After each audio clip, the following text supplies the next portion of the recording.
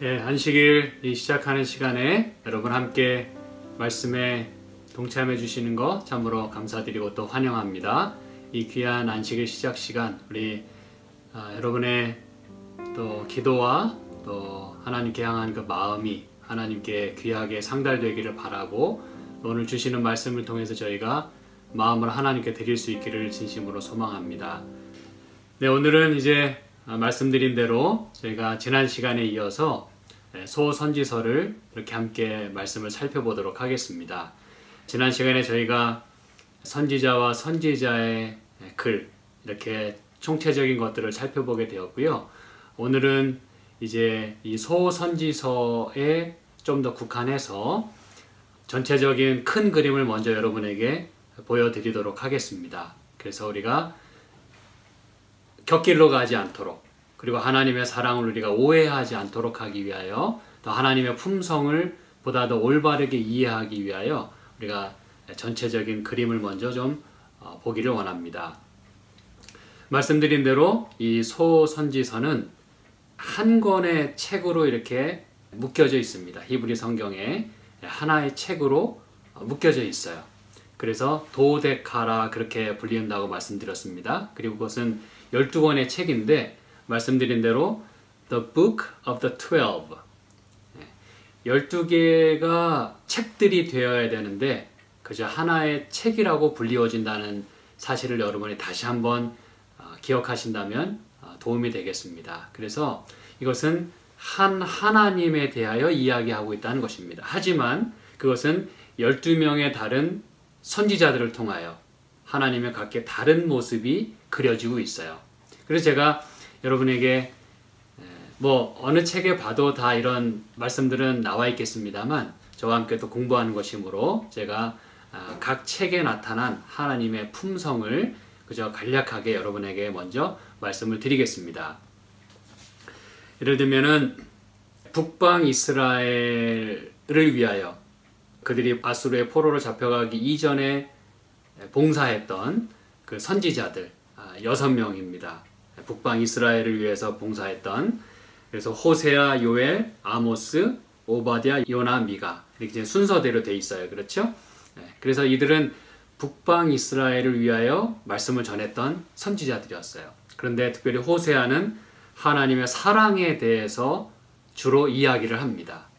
물론 다 모든 선지자들이 하나님의 여러 말씀을 전하고 있습니다만 그래도 주된 메인 theme 그리고 하나님의 어떤 모습을 더욱더 부각시키는가 호세아 선지자는 하나님의 사랑을 많이 외치고 있어요. 그리고 요엘 선지자는 심판에 대해서 하나님께서 백성의 죄를 심판하신다고 하는 그리고 아모스 선지자는 하나님의 의에 대하여 부각을 시킵니다. 오바댜 선지자는 하나님의 보수하심 요나 선지자는 우리가 잘 아는 것처럼 하나님의 자비에 대해서 많이 이야기를 합니다. 그리고 미가 선지자는 하나님의 용서에 대해서 그리고 이제 나머지 6 선지자는 이제 남방 유다를 위하여 봉사했던 선지자들입니다. 그 중에서 이제 3명은 나훔, 하박국, 스바냐 이 3 선지자는 남방 유다가 특별히 바벨론의 포로로 잡혀가기 이전에 봉사했던 선지자들이에요. 그래서 나훔 선지자는 하나님의 질투에 대해서 그렇게 소개를 합니다. 여러분이 제가 드리는 이 말씀들을 잘 생각해 보시면 하나님이 어떤 우리 인간에 대한 마음을 가지시는가를 이렇게 좀 이해하실 수가 있게 돼요. 그렇죠? 그분의 그 질투에 대해서 이야기를 합니다. 하박국 선지자는 하나님의 거룩하심. 그래서 질투라고 하는 것도 뺏기기 싫은 거예요. 내 백성을, 내 거를 뺏기기 싫고 또 거룩이라고 하는 것은 내 거를 더럽히기 싫은 거예요. 내 자식이 흙묻히고 들어오는 거 싫은 것입니다. 하나님의 거룩하심에 대해서 또 스바냐 선지자는 하나님의 진노하심에 대해서 말 안 듣고 이렇게 불순종하고 하면 하나님께서도 또 진노를 보이시는 거예요. 그 다음에 이제 나머지 3 선지자들 학개, 스가랴, 말라기 이 세 선지자는 이제 남방 유다가 바빌론의 포로로 잡혀갔다가 포로에서 돌아온 이후에 그들을 다시 세우는 또 중요한 역할을 하죠. 그렇죠? 그래서 포로 이후에 봉사했던 선지자들입니다. 그래서 학개는 특별히 하나님의 영광에 대해서 많이 이야기를 합니다. 다시 그 영광이 되찾아져야 돼요. 다시 성전을 건축하고 그렇죠? 다 의미가 있어요. 그리고 스가랴 선지자는 하나님의 구원에 대해서 이야기를 합니다. 하나님의 구원하심. 이 포로에서 돌아온 것 역시 하나님의 구원이에요. 그렇죠? 그리고 계속해서 그들이 어떤 삶을 살아야 될지. 그 다음에 말라기 선지자는 마지막으로 하나님의 그 위대하심에 대해서 이야기를 합니다. 이것은 다시 말씀드리지만 그저 주된 내용이에요. 그래서 여러분이 이 12명의 그 선지자들이 각각 보여주는 하나님의 모습을 저희가 간략하게 살펴봤어요. 여러분 어떻습니까? 우리가 알고 있는 하나님은, 저와 여러분이 개인적으로 알고 있는 하나님은 어떤 분이십니까? 사랑의 하나님. 그것만이면 참 좋겠죠. 그렇죠? 근데 우리는 이제 선지서들을 살펴보면서 하나님이 우리 인간과, 사실 여러분 우리 인간과 관련이 없다면 하나님이 그렇게까지 그 모든 모습을 보여주실 필요는 없었을 거예요. 그런데 그분이 이런 모습도 보여주시고 저런 모습도 보여주시는 것은 우리 사람을 대하시는 분이기 때문에 그래요. 이게 관계라는 거죠. 그렇죠? 그리고 여러분 사실 이런 관계도 남이면은 별로 이런 그 감정을 나타낼 이유가 없어요. 남에게는 그냥 늘 좋게 이렇게만 할 수도 있어요. 그리고 남은 아예 신경도 안 써요. 그렇지만 이 백성은 나의 백성이기 때문에, 내 자식들이기 때문에, 그리고 내 연인이기 때문에 그냥 둘 수가 없는 거예요. 곁길로 가는 거 둘 수가 없는 거예요. 말 안 듣는 거 둘 수가 없는 거예요. 왜냐하면 그대로 놔두면 멸망할 것이 뻔하기 때문에 그렇죠. 그래서 하나님은 여러 형태로 우리를 권유하시고 회유하시고 얼르고 달르고 해가지고 하나님의 그 품으로 돌아오도록 이 선지자들에게 다 이렇게 메시지를 주시는 거예요. 그리고 감사한 것은 그 선지자들은 이 하나님의 그런 품성을 다 옳게 전달을 했다는 것이죠. 그래서 여러분 이건 마치 하나님의 품성이, 우리가 이 가운데서 어떤 좋아하는 책 하나만 만약에 골라서 보게 된다면 하나님의 그런 하나의 어떤 품성 혹은 하나의 특성만 우리가 볼 수 있게 되는 거예요. 그렇지만 감사한 것은 그래도 하나님이 이렇게 패키지로 주셨어요. 마치 그 다이아몬드가 말이죠. 반짝반짝 빛나잖아요. 근데 그 다이아몬드는 한 면만 있는 게 아니잖아요. 그렇죠? 여러 면이 있습니다. 여러 그 facet이라 그렇죠. 여러 측면이 있어요. 그 여러 면들이 다 각기 보여지는 모습들이 다릅니다. 그렇죠? 각각의 면들이 다 모습이 다르고 그렇지만 아주 예쁘게 빛나는 걸 우리가 알게 됩니다. 하나님의 품성은 우리가 여러 각도로, 그렇죠? 여러 측면에서 이렇게 바라볼 때 그분의 더욱 완전하심을 우리가 찬양할 수 있게 되는 것입니다. 하나님은 우리와 좀 더 이렇게 가까운 분으로 느껴지는 거예요. 우리와 같은 감정을 갖고 계시고 또 우리를 놓지 않으시려는 그분의 그 사랑을 우리가 보게 되는 것입니다. 그래서 12권의 책이지만 그냥 one book, the book of the 12. 참 12명의 각기 다른 그 앵글로 하나님의 모습을 보여주고 있다는 것입니다. 그래서 하나님은 각기 그 시대에 맞게 그 백성들에게 애플리케이션처럼 정확하게 그들의 진단을 해주시고 거기에 대한 처방을 내려주시는 것입니다. 우리 인간을 다루시는 하나님의 그 태도를 그렇게 보여주시는 것이죠. 이제 우리가 처음으로 살펴볼 책은 호세아서입니다. 그렇죠? 이 호세아는 여러분이 많이 들어보셨고 또 아시겠습니다만 예슈아, 그렇죠? 저슈아, 예수, 이 모든 말과 똑같은 말입니다. 그래서 예수님은 우리의 구원자시잖아요. 그렇죠? 그래서 호세아 선지자의 이름의 뜻이 바로 하나님의 구원, 그런 뜻을 가지고 있어요. 그 이름 자체가 구원이란 뜻을 가지고 있어요.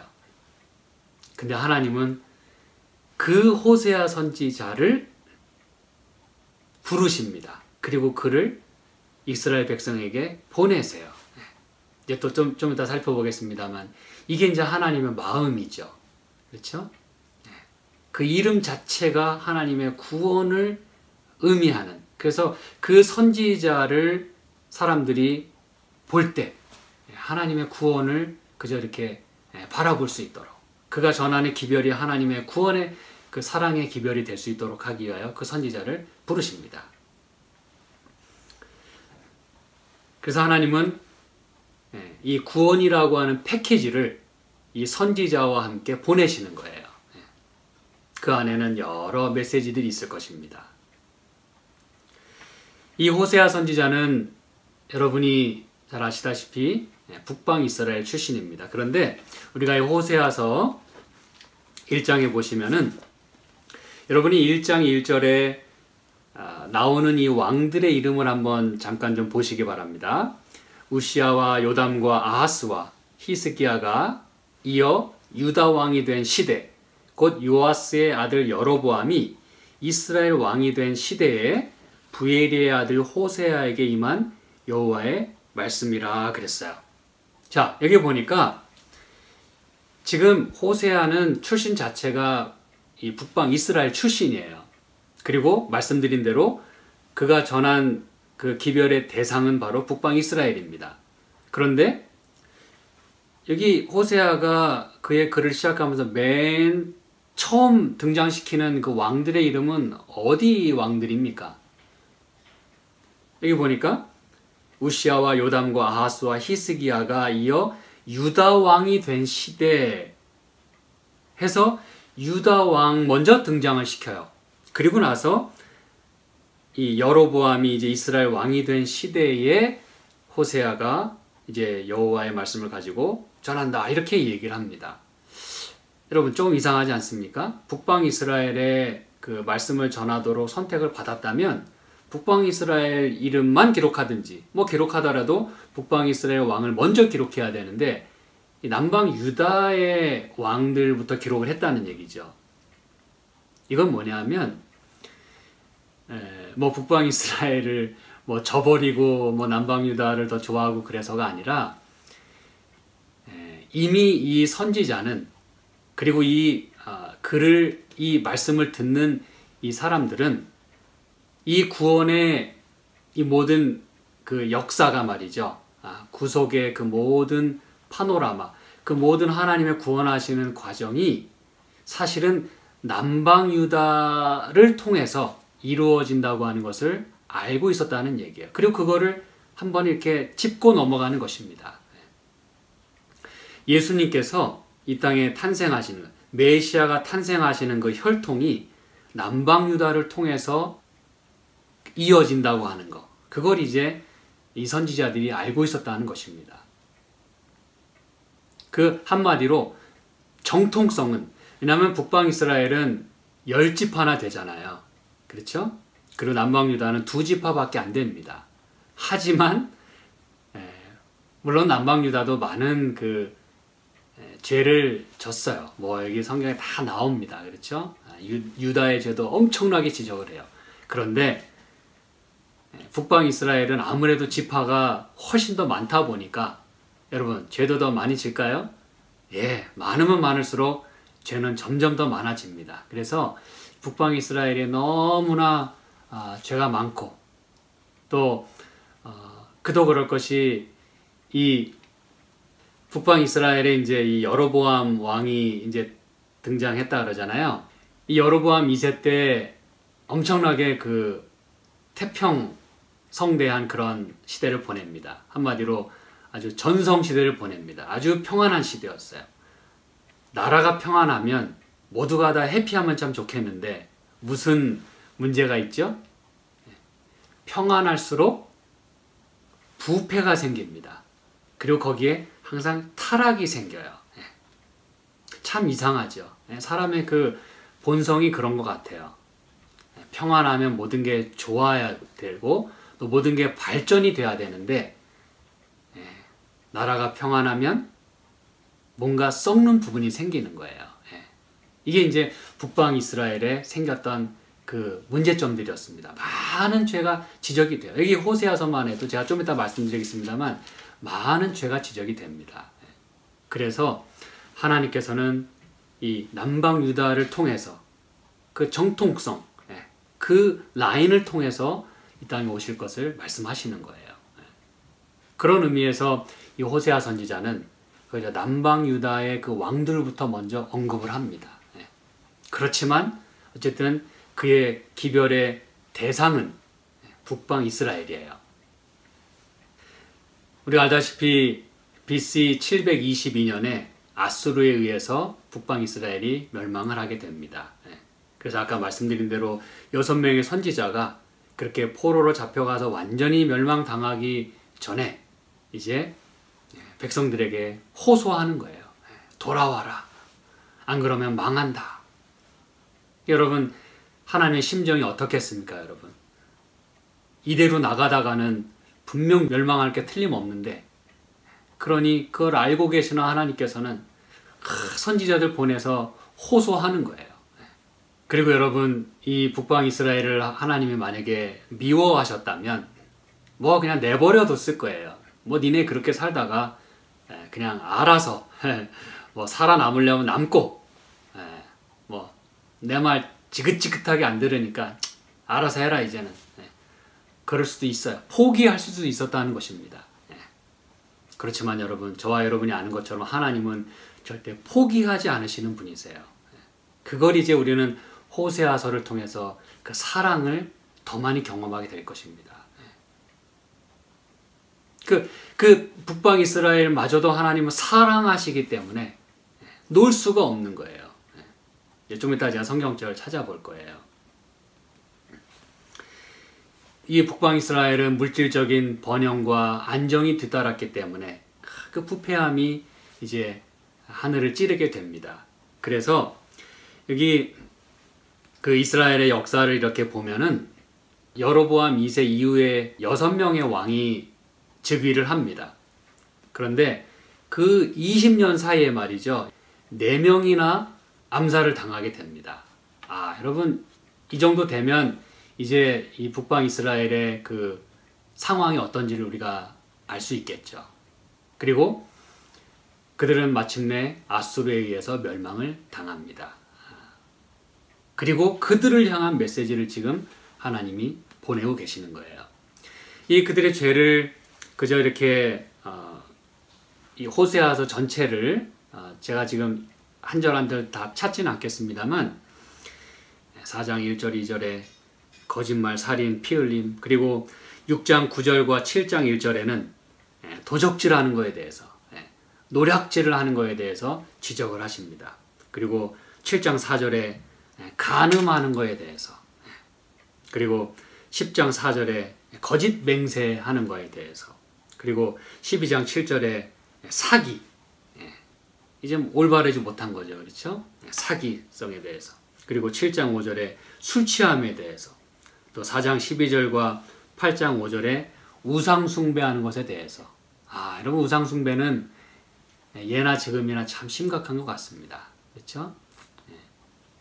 하나님이 버젓이 계신데 말씀하시는데도 이 호세아서를 보면은 하나님께로부터 받아가지고 바알한테 갖다 바치는 걸 우리가 보게 됩니다, 여러분.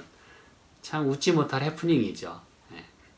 기껏 하나님께 축복을 다 받아가지고는, 먹을 것 충분히 받아가지고는 바알에 갖다 바치는 거예요. 여러분, 이게 어떻게 가능한 일입니까? 이 우상 숭배가 그만큼 심각하다는 얘기죠. 그런데 이들을 위한, 이렇게 우상 숭배하고 간음하고 사기 치고 거짓말하고 도적질하고 이런 살인하고 피 흘리고 그렇죠? 이런 백성을 향해서 하나님께서 선지자를 보내실 때 여러분 참 어려운 것입니다. 그렇죠? 누구를 보내야 할까?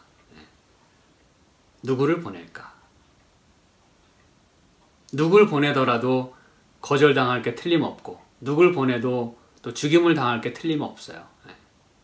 그런데 하나님은 이 백성을 위해서 호세아 선지자를 부르십니다. 그런데 상태가 그만큼 심각하다 보니까 하나님께서도 극적인 방법을 택하시는 거예요. 뭐 여느 그냥 보통의 상황이라면 그냥 메신저 보내가지고 말씀 전해라 그냥 그러고 말 수도 있지만 지금 이 백성은 지금 상태가 아주 너무너무 심각해요. 이런 백성을 향해서 하나님께서 호세아 선지자를 보내실 때 아주 극단적인 처방을 내리십니다. 그거는 호세아 선지자의 개인의 경험을 통해서 하나님이 말씀을 하시겠다는 거예요.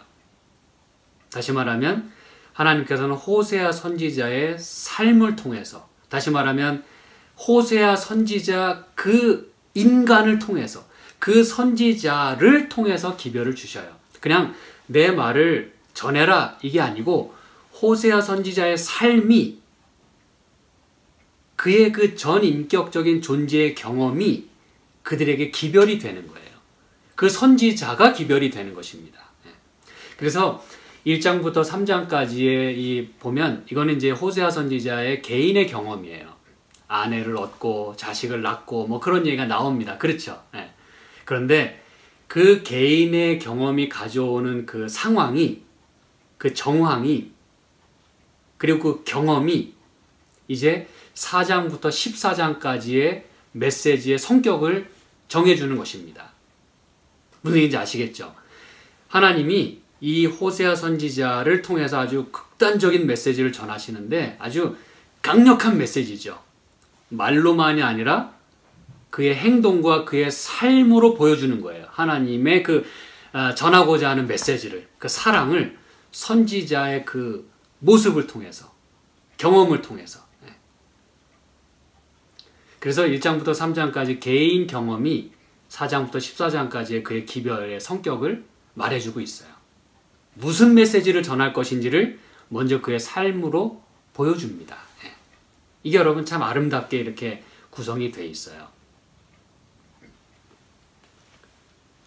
그래서 이 호세아 선지자는 음란한 아내를 취하라고 하는 하나님의 메시지를 듣습니다.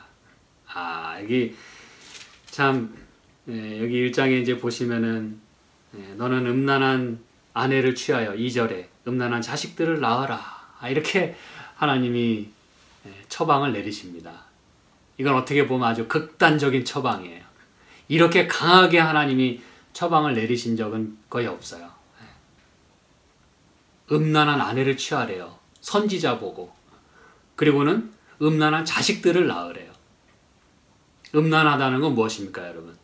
한마디로 매춘, prostitute, prodigal, 방탕하는. 그래서 방탕한 아내를 취하라는 거예요. 그래서 방탕한 자식들을 낳으래요. 이렇게 하는 그 선지자의 행동이, 그의 그 삶의 경험이 이제 그의 메시지를 알게 해주는 거예요. 무슨 메시지를 주려고 하는지를 백성이 아는 거예요. 아주 센 메시지죠. 그냥 그걸 봐도 이게 도대체 무슨 상황인지를 백성들이 마음의 찔림을 받도록 하기 위하여 하나님이 그렇게 하시는 겁니다. 그래서 결국 음란한 민족, 그렇죠?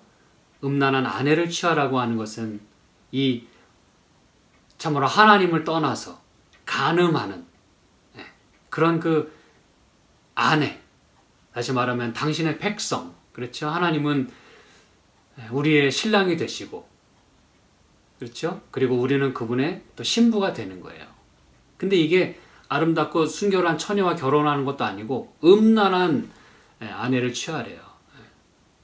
이제 또 이제 다음 주에 말씀드리겠습니다만 이 음란한 아내가 또 아주 논란이 많습니다. 이게 결혼을 한 번도 안 한 여인이냐 또 결혼했던 여인이냐 이게 이제 여러분 우리가 확인하게 될 거예요. 이게 보통 얘기가 아닙니다, 여러분. 음란한 이게 보면 여인을 취하라고 하지 않고 음란한 아내를 취하래요. 이게 이제 여러분 무슨 얘기인지 아실 거예요. 지금 상황이 그런 상황이에요. 하나님을 떠난 이스라엘 백성들의 상황을 지금 적나라하게 지적하고 있는 거예요. 그런데 하나님은 그들을 아내로 맞이하라는 거예요. 그게 하나님의 마음이라는 거예요. 여러분 뭐 이런 경우가 어디 있습니까, 여러분? 하나님의 사랑이 아니고는 어떻게 이런 걸 우리가 감히 생각이라도 하겠냐 이거예요. 자, 이쯤에서 제가 이제 여러분에게 하나 더 말씀드릴 게 있습니다. 여러분, 하나님은 지금 호세아 선지자의 삶으로 기별을 전하도록 하셨어요. 근데 여러분, 이제 우리는 이 마지막 때에 살아가고 있어요. 근데 하나님께서 이 마지막 시대를 살아가는 이 모든 백성과 민족과 나라와 모든 방백들, 그렇죠? 그들에게 전할 영원한 복음을 가지셨는데 그때 이 영원한 복음을 실어 나르는 존재가 누군지가 요한계시록 14장 6절부터 11절까지 나오잖아요. 그러면 이 모든 민족을 위한 방탕하고 불순종하고 그렇죠? 그런 그 모든 백성을 위한 영원한 복음을 가졌대요. 지난번에도 한번 말씀드렸죠. 회초리를 들어도 모자랄 판인데 그들을 위한 아주 영원한, 다시 말하면 하나님의 변함없는 그 마음이 들어있는 그 영원한 그 복음, 그들을 위해서 복된 소식, 멸망하겠다는 소식이 아니라 복된 소식, 그거를 전하시겠다고 했는데 그걸 실어 나르는 존재가 누구죠? 여기 보니까 요한계시록 14장 또 보니 다른 천사가 그랬어요. 이거 보니까 천사가 등장하네요. 그 다음에 또 8절에 보니까 또 다른 천사 곧 둘째가, 그렇죠? 그 다음에 9절 또 다른 천사 곧 셋째가. 그래서 이 영원한 복음을 지금 전하고 있어요. 이 영원한 복음 속에는 항상 심판의 메시지가 들어있는 거 여러분 알고 계시죠? 그렇죠? 우리가 깨달음이 없이는 하나님에 대한 그 필요를 못 느끼기 때문에 항상 사랑의 메시지를 전할 때는, 복음을 전할 때는 거기에는 항상 심판의 메시지가 뒤따르게 되어 있습니다. 여러분 이건 꼭 아셔야 되는 부분이에요. 복음이라 그래서 좋은 게 좋다 이게 아닙니다, 여러분. 우리의 각성을 먼저 시키고 그리고 하나님을 찾도록 하는 게 바로 복음입니다. 복음이 바로 십자가 복음 아닙니까? 여러분 십자가가 왜 필요하게 됐죠? 죄 문제를 해결하기 위해서 십자가가 필요했던 거 아닙니까? 그렇다면 우리가 죄를 깨닫지 못하고서는 어찌 십자가를 이해할 수 있겠냐 이 말입니다, 여러분. 그게 바로 복음이에요. 여러분이 말씀을 받을 때 좋은 것만 골라서 보는 거, 그거 좋은 방법 아닙니다. 왜냐하면 모든 말씀을 통해서 내 자신의 상태를 먼저 깨닫는 것이 가장 중요해요. 그러고 나면 우리는 무릎을 꿇게 돼 있는 것입니다. 하나님, 저 속절없습니다. 저를 도와주세요. 그렇게 되는 거예요. 근데 여러분, 이 메시지를 전하는 그 기별자들이 여기 보니까 천사라고 돼 있어요. 그러면 여러분이 때가 되면 뭐 첫째 천사가 외치고 또 둘째 천사가 알아서 잘 하겠지. 천사니까. 또 셋째 천사 등장해가지고 말씀 잘 전하겠지. 그래 감사해. 뭐 실수하면 없을 거야. 천사가 하는 일인데 뭐. 그럼 저와 여러분은 뭐 합니까? 여러분 여기서 천사는 누굴까요? 제가 정말 중요한 이 질문을 드립니다. 이 하나님의 사랑의 메시지를 전하는 삶으로 기별을 전해야 하는 이 천사는 누굴까요? 이 천사는 여러분, 나와 상관없는 어떤 하늘의 천상의 존재가 아닙니다, 여러분. 이 메시지는 저와 여러분이 전해야 하는 메시지예요. 사람들에게 다가가서 손 한번 잡아주는 거, 그게 여러분 다 하늘이 하는 일입니다. 그걸 우리가 하는 거예요. 하나님은 우리를 통해서 역사하시는 거예요. 그리고 우리가 해야 가장 확실하고 가장 빨라요. 가장 효과적입니다. 제가 이제 이런 부분 또 다음에 또 말씀을 드리겠어요. 여기서 말하는 천사는요, 나와 상관없는 어떤 하늘의 존재가 아닙니다, 여러분. 저와 여러분이에요. 왜요? 하나님은 우리에게 말씀을 맡기셨거든요. 그렇죠? 제가 틀린 말 했습니까? 저와 여러분들이 기별자들이에요. 하나님 먼저 우리에게 기별을 주신 거예요. 이걸 전하라고. 그래서 여러분, 여기 Three Angels Message잖아요. 이 메시지는 메신저가 전하는 거예요. 메신저는 우리입니다, 여러분. 우리 각자에게 일일이 천사가 나타나가지고 전하는 거 아닙니다, 여러분. 우리 보고 복음을 전하라 그랬어요. 땅끝까지 가서 복음을 전하라 그랬어요. 그럼 여러분, 천사는 우리입니다. 하나님 우리에게 맡기신 사명이에요. 그러므로 이 엄청난 기별을 전해야 되는 이 사명을 가진 자들은 바로 저와 여러분들이에요. 다시 말하면 우리의 삶으로, 그냥 단순히 목소리만 높인다 그래서 그들은 듣지 않습니다, 여러분. 잘 아시죠? 네. 말로만 가지고는 먹히지 않아요. 네. 호세아 선지자처럼 우리는 우리 삶으로 기별을 전해야 되는 사람들이라 이것입니다. 저와 여러분은 그런 의미에서 오늘날의 선지자들입니다. 하나님이 택하신 선지자들이에요.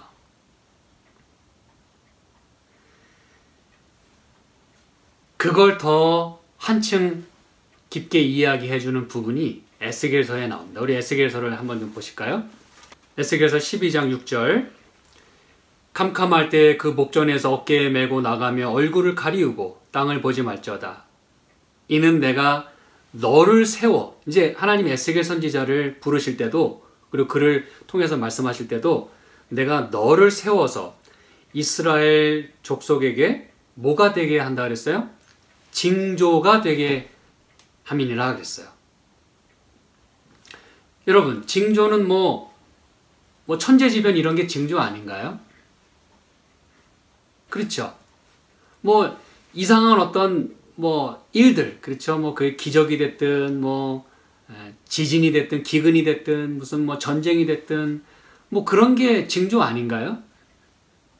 여러분이 그런 것들 보면은 예수님의 재림이 가까웠나 보다. 예, 맞습니다. 그런 것들은 이 세상의 마지막에 있을 징조들이면 틀림없어요. 근데 여러분, 가장 중요한 징조가 무엇인지 지금 여기 하나님께서 말씀하고 계세요. 사람들이 보고 하나님을 깨닫고 하나님을 바라보고 하나님께 의존하도록 하는 그 징조는 천재지변 일으켜가지고 사람들 마음을 두렵게 한 다음에 하나님을 찾으라고 하는 게 아닙니다, 여러분.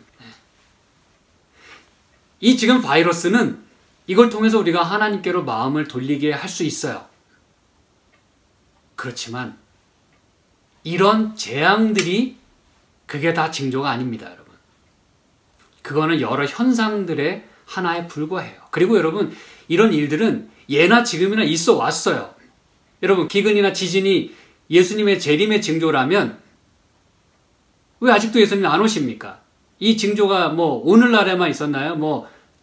작년, 올해 이렇게만 있었나요? 아니요. 수백 년 전부터 있었어요. 어마어마하게 많은 지진과 기근이 있어 왔어요. 전쟁이 있어 왔고 바이러스가 있었고. 무슨지 아시겠습니까, 여러분? 그런데 하나님이 진짜 중요하게 말씀하시는 징조가 있어요. 이 마지막 시대에 당신의 기별을 전해야 하는 우리가 징조래요. 하나님께서 말씀하시기를. 우리가 징조래요. You are a sign. 하나님께서 하실 일에 대한 징조가 바로 저와 여러분이랍니다. 어디 다른 천재지변 찾지 마세요. 그런 것들은 그저 예수님의 재림이 가까웠구나 이렇게 한 번쯤 깨닫게 해주는 데 불과합니다. 이렇게 곁길로 가지 않도록 해준다는 의미죠. 이렇게 단돌이 쳐주시는 정도예요. 그런 것들은. 근데 진짜 징조는, 진짜 하나님께서 일하시는 것은 우리 사람을 통해서 깨닫게 해주시는 거예요. 무슨 얘기인지 아시겠습니까, 여러분? 가장 중요한 징조입니다. 하나님이 그리고 가장 힘있게 사용하실 징조, 마침내 이루셔야 하는 일에 대한 분명한 징조는 바로 저와 여러분입니다. 하나님이 선지자를 그렇게 택하셨고 그렇게 말씀하셨어요. 너는 징조다. 11절에도 말씀하죠. 또 말하기를, 이제 에스겔을 말합니다. 나는 너희 징조라 그랬어요. 여러분, 이런 삶을 우리가 살아야 합니다. 이 선지자의 삶. 여러분, 이게 얼마나 부담스러운 일이겠어요. 사람들에게 가가지고, 말도 안 듣는 사람들에게 가가지고 나는 너희 징조라 그랬어요. I am a sign to you. 나는 너희에게 징조다. 여러분, 징조의 삶을 사는 사람들이 대충 살겠습니까, 여러분? 징조라고 생각을 못했거나 그거를 거부하니까 대충 사는 거예요. 막 사는 거예요. 그냥 나 하고 싶은 대로 사는 겁니다. 그리고 그냥 나 하나 그냥 잘 되면 오케이. 그건 아닙니다, 여러분. 하나님이 저와 여러분을 택하셨는데, 마지막 놀라운 복음을 전하도록 택하셨는데, 바로 징조의 삶을 살으라는 거예요. 하나님이 우리를 통해서 당신의 마지막 메시지를 전하시겠대요. 이 복음을, 하나님의 사랑의 메시지를, 심판의 메시지를, 회복의 메시지를 우리의 삶이 징조가 되어서 그렇게 보여주시고 돌아오도록 하시겠답니다, 여러분. 아멘입니까? 예. 우리는 그것을 감사하게 받아들여야 돼요. 하나님이 나를 그래도 이렇게 당신의 선지자로 삼으시는구나. 예. 그거죠. 예. 그래서 저와 여러분은 이 시대의 징조와 또 기별이 되어야 하는 것입니다. 호세아 선지자가 그랬다는 것이죠. 예. 저는 이제 말씀을 종반부로 이끌고 가면서 이 호세아서에는 크게 세 가지 기별이 들어있습니다. 크게. 첫 번째는 죄에 대한 메시지입니다. 제가 좀 아까 다 이 성경절 그저 이렇게 언급만 하면서 말씀드렸죠. 죄에 대하여 적나라하게 지적을 합니다. 다시 말씀드리지만 죄에 대한 지적이 없이는 결코 회개라는 것은 있을 수가 없기 때문에 그래요. 그렇죠? 우리가 너무나 잘 압니다. 그래서 하나님은 이 죄에 대한 아주 적나라하게 그렇게 지적을 하면서 메시지를 전합니다. 그리고 두 번째는 심판에 대한 메시지입니다, 여러분. 선악간에 심판하시겠다고 하는 그 메시지를 분명하게 전하십니다. 아까 말씀드렸어요. 영원한 복음에는 심판의 메시지가 들어갑니다. 깨달아야 돼요. 내가 막 살면 안 되겠구나. 내가 하나님 앞에 올바로 살아야 되겠구나.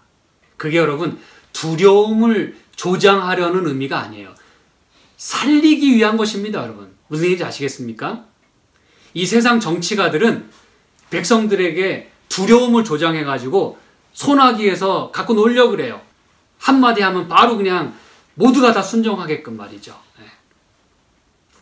오늘 우리가 그렇게 또 살아가고 있고요.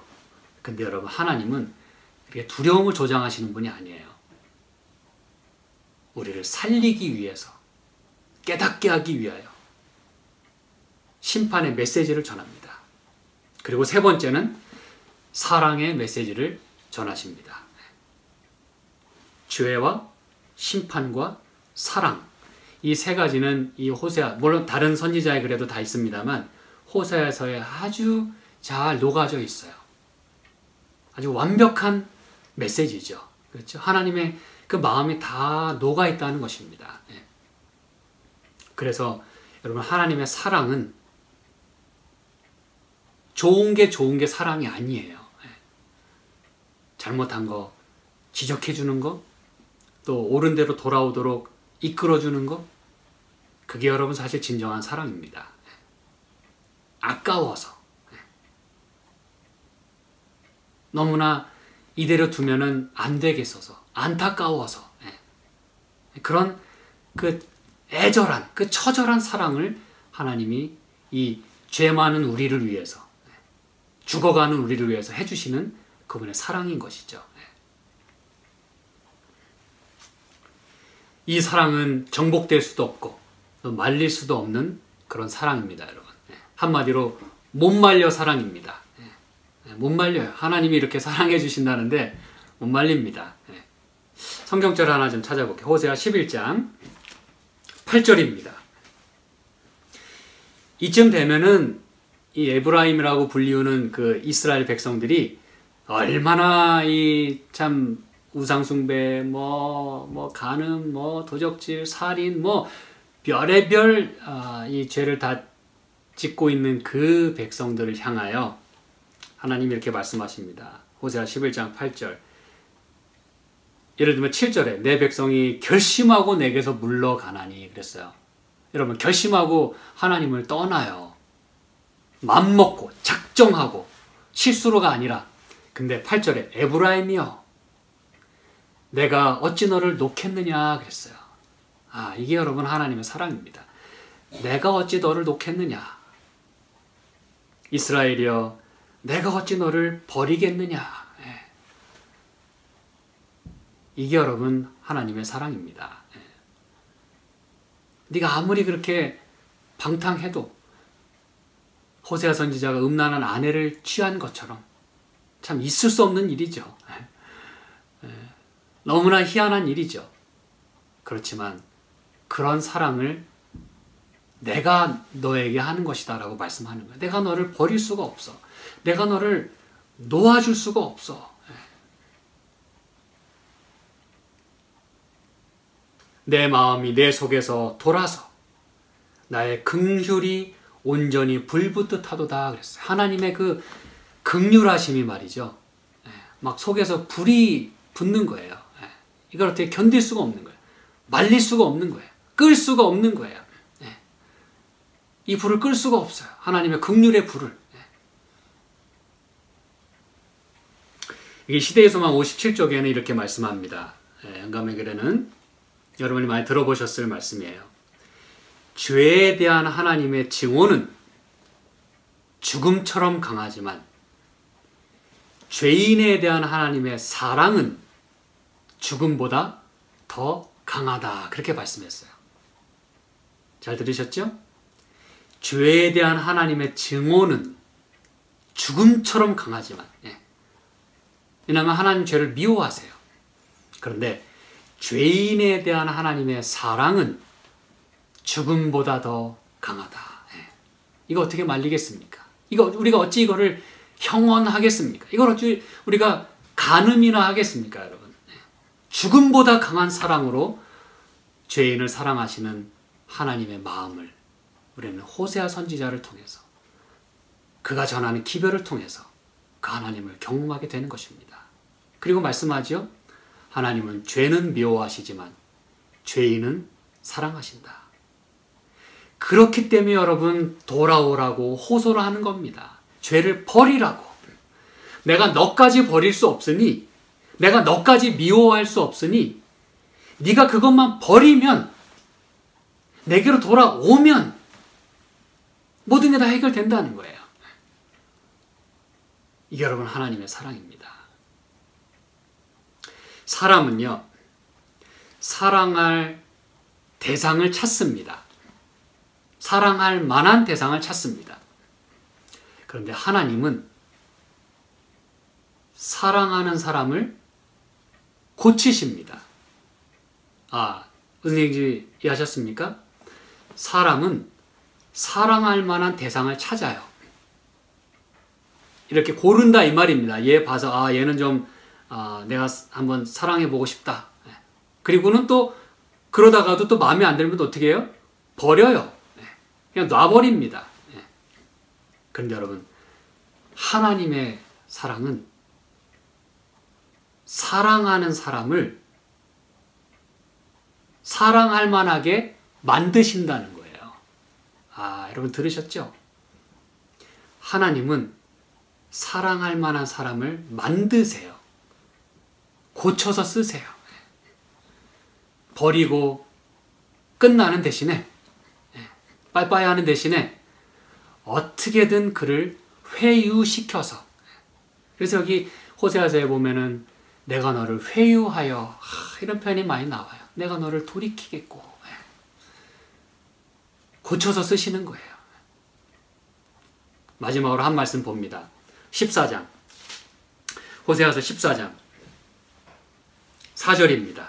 호세아서 14장 4절. 내가 저희의 패역을 고치고 즐거이 저희를 사랑하리니 나의 진노가 저에게서 떠났음이니라 그랬어요. 여러분, 하나님은 이렇게 봐가지고 잘난 놈만 골라서 또 사랑할 만한 짓을 하는 그놈들만 골라서 사랑하시는 게 아니고, 잘못하고 있는 그 백성의 그 패역을 고쳐가지고 그 사람을 바꿔가지고 사랑하시겠대요. 내가 저희의 패역을 고치고 즐거이 저희를 사랑하리니, 뭐 억지로 누가 시켜서 하는 거 아니고 즐거이 저희를 사랑하리니 나의 진노가 저에게서 떠났음이니라. 이해가 안 됩니다. 그렇지만 여러분, 이게 저와 여러분을 향한 하나님의 사랑입니다. 그리고 하나님은 그 메시지를 호세아 선지자를 통해서 우리에게 말씀하고 계십니다. 기도하겠습니다. 하나님 아버지, 참으로 감사합니다. 이렇게 선지자의 글을 통해서 하나님이 어떤 분인지를 더 잘 알 수 있도록 이렇게 축복해 주시고 또 특권을 주셔서 감사합니다. 저희를 도우셔서 우리의 죄를 돌아보게 하시고 그 모든 죄들을 기꺼이 우리도 버릴 수 있는 마음, 또 하나님의 사랑을 우리가 생각하며 기꺼이 그 사랑을 받아들이고, 그리고 주님을 더욱더 우리도 사랑하고 주님을 기쁘시게 하는 저의 삶이 되도록 축복하여 주시옵소서. 이 안식일 이제 시작한 이 시간 속에서 저희가 하나님을 더 영화롭게 하고 하나님 말씀으로 충만한, 그리고 혹시 우리가 돌아봐야 할 이웃이나 우리의 가족들을 위하여 기도하고 또 손을 한번 뻗치고 또 그들을 돌아볼 수 있는 저희 심령이 되도록 축복하여 주시옵소서. 예수님의 이름으로 기도합니다. 아멘.